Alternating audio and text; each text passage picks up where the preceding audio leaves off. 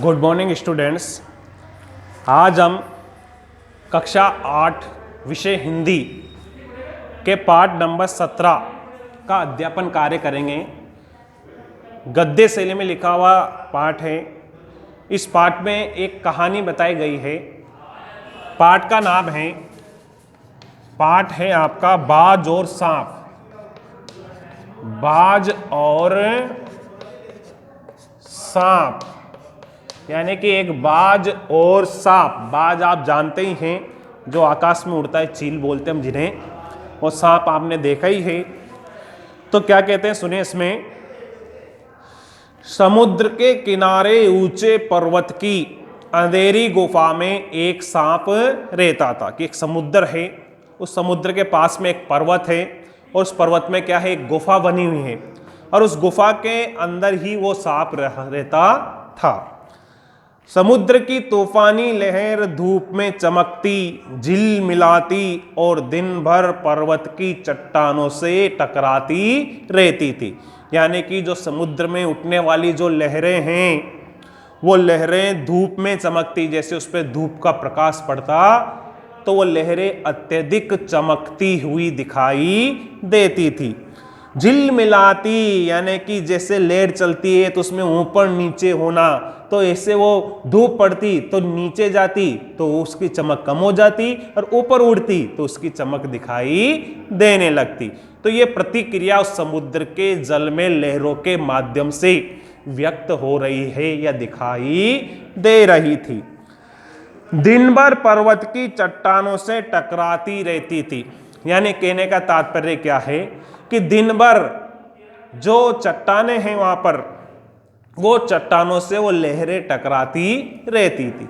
अब लहरें उत्पन्न होने का कारण क्या है समुद्र में, कि जो हवा है, हवा की जो गति है, जिस गति में वो जाती है, पानी से टकराती है, तो उसमें लहरें उत्पन्न होना प्रारंभ होती है। तो ये माध्यम में बताया गया है। ये पर्वत की अंधेरी घाटियों में एक नदी बहती थी। यानी कि आपने देखा होगा कि पर्वत है तो पर्वत में बहुत सारी घाटियां बनी रहती है। अब उसमें क्या रहता है, अंधेरा, तो उस अंधेरों से बहुत सारी नदियां क्या हुआ करती थी, बहती थी। यानी कि उसमें से पानी वहां से निकला करता था। अपने रास्ते पर बिखरे पत्थरों को तोड़ती, यानी कि उसके मार्ग में जितने भी पत्थर थे उन पत्थरों को तोड़ती। पानी का गति से बहना, वेग आएगा तो पत्थर से टकराता है, तो पत्थर धीरे धीरे क्या होता जाता है, कमजोर पड़ता जाता है, और वो टूटता हुआ पानी के साथ बहता हुआ चला जाता है। शोर मचाती हुई ये नदी बड़े जोर से, कि पानी की आवाज भी आएगी जब तेज गति के साथ बहेगा, समुद्र की ओर लपकती जाती थी। यानी कि उसका अंतिम जो मुहावना है वो किसमें जाकर मिलना है, वो मिलना है समुद्र में। तो वो ऐसे अपने पानी की आवाज के माध्यम से अंतिम छोर पर वो समुद्र में जाकर वो क्या कर रही है, विलीन हो रही या मिल गई है। जिस जगह पर नदी और समुद्र का मिलाप होता है, कि इधर से नदी इधर समुद्र है, तो नदी का समुद्र में आकर मिलना, वहां लहरें दूध के झाग सी सफेद दिखाई देती थी। कि जब वो नदी उस पानी में, समुद्र के पानी में गिर रही है, तो वो कैसी प्रतीत हो रही है, कि जैसे सफेद अपना दूध होता है, वो दूध के जैसे उसके अंदर झाग उत्पन्न हो रहे हैं। और उस झाग की वजह से वो पानी कैसा नजर आ रहा है, वो पानी सफेद दिखाई दे रहा है। अपनी गुफा में बैठा हुआ सांप सब कुछ देखा करता, कि गुफा वही थी। अब सांप इस जो कार्य हो रहा है प्रकृति का ये अद्भुत, इस कार्य को चुपचाप बैठकर वो देखा करता था। लहरों का गर्जन, यानी कि लहरों की गर्जना, आवाज का होना, आकाश में छिपती हुई पहाड़ियां, कि अर्थात आकाश में छिपती हुई पहाड़ियां, कि जो बादल हैं उन बादलों ने पर्वतों को या पहाड़ियों को आच्छादित कर रखा था या ढक रखा था। टेढ़ी मेढ़ी बल खाती हुई, यानी कि कैसी दिख रही है वो, कुछ ऊंची है तो किस जगह नीची, फिर कहीं नीची फिर ऊंची, तो टेढ़ी मेढ़ी ऐसे ऊंची नीची हुई वो पहाड़ियां दिखाई दे रही हैं। नदी की गुस्से से भरी आवाजें, यानी कि टेढ़ी मेढ़ी बल खाती हुई इस पहाड़ियों के बीच में से नदी निकल रही है। और नदी की गुस्से से भरी आवाजें, यानी कि जैसे टेढ़ी मेढ़ी है वैसे उसकी गति है, उस गति के अनुसार वो पानी आवाज करता हुआ बहता जा रहा है। किसका? नदी का। वो मन ही मन खुश होता था कि इस गर्जन तर्जन के होते हुए भी वह सुखी और सुरक्षित है, कि ऐसी भयानक स्थिति के बावजूद भी सांप अपने आप को क्या कर रहा है, कि सांप अपने आप को सुखी और सुरक्षित समझ रहा है कि मैं यहाँ पे सुख के साथ अपना जीवन व्यतीत कर रहा हूँ और मेरे को किसी प्रकार का कोई खतरा नहीं है, यानी कि मैं पूर्णतः क्या हूँ, सुरक्षित हूँ। कोई उसे दुख दे सकता है कि कोई उसे दुख नहीं दे सकता, यानी कि उसको किसी प्रकार का दुख भी नहीं था और कोई वहां पे उसको दुख देने वाला भी नहीं पहुंच पा सकता है। सबसे अलग, सबसे दूर वो अपनी गुफा का स्वामी है, कि सबसे अलग है, अलग स्थान पर और सभी से दूर है, और स्वयं जिस गुफा में रह रहा है उसका स्वयं का वो स्वामी है या मालिक है, तो उसको कौन कष्ट पहुंचाने वाला है या कौन उसको दुख देने वाला है। ना किसी से लेना ना किसी को देना, ना तो उससे किसी को लेना था और ना वो किसी को कुछ दे पा सकता था। दुनिया की भाग दौड़ चीना छपटी से वो दूर है, कि दुनिया में जो भाग दौड़ हो रही है वो भी उसको नहीं करनी है। कोई छीना छपटी हो रही है, किसी वस्तु को लेकर उसको दौड़ रहे हैं, तो इस प्रकार का कार्य उसको भी नहीं करना है। सांप के लिए यही सबसे बड़ा सुख था, कि व्यक्ति के जीवन में ये सुख होता है, जीना झपटी नहीं होना, लेना देना नहीं है, भागना नहीं है, तो ये सुख की प्राप्ति उस स्वयं वहां अकेला बैठकर कर रहा था। एक दिन एकाएक, यानी कि अचानक आकाश में उड़ता हुआ खून से लथपथ एक बाज सांप की उस गुफा में आ गिरा, यानी कि जहां सांप रहता था तो वहां पे एक दिन क्या हुआ, अचानक एक बाज आया, शरीर में लहूलुहान था, घायल था, मतलब ये भी कह सकते हो आप, और घायल होने की वजह से वो उसी गुफा के सामने आकर गिर पड़ा जहां पे वो सांप रहता था। उसकी छाती पर कितने ही जख्मों के निशान थे, पंख खून से सने थे, कि उसके पंख किससे सने हुए थे, खून से, और वह अधमरासा जोर शोर से हाँफ रहा था, यानी कि वो अधमरासा था, घायल अवस्था में था और जोर शोर से हाँफ रहा था, यानी कि वो उसको थकान महसूस हो रही थी। जमीन पर गिरते ही उसने एक दर्द भरी चीख मारी, कि जैसे जमीन से वो गिरा तो जमीन पे गिरते ही उसके मुख से क्या है, एक दर्द भरी चीख उत्पन्न हुई और पंखों को फड़फड़ाता हुआ धरती पर लौटने लगा, कि पंखों के माध्यम से वापस वो कहां पे आना प्रारंभ कर रहा था, धरती पर आना प्रारंभ करने लगा।